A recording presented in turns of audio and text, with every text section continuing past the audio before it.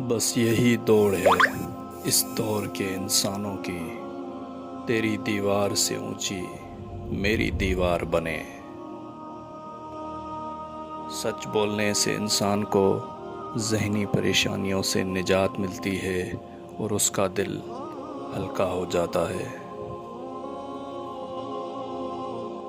अगर कुछ अलग करना है तो भीड़ से हटकर चलो। भीड़ हिम्मत तो देती है पर शनाख्त छीन लेती है।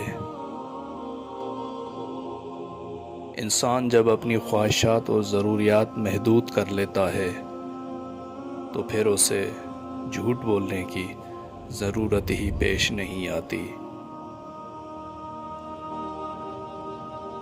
कुछ अजीब है ये दुनिया, यहाँ झूठ से नहीं सच बोलने से रिश्ते टूट जाते हैं।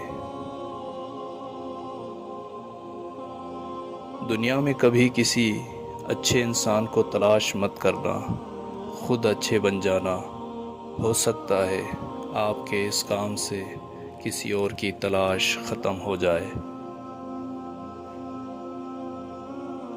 धोखा कोई एक देता है, भरोसा सबसे उठ जाता है।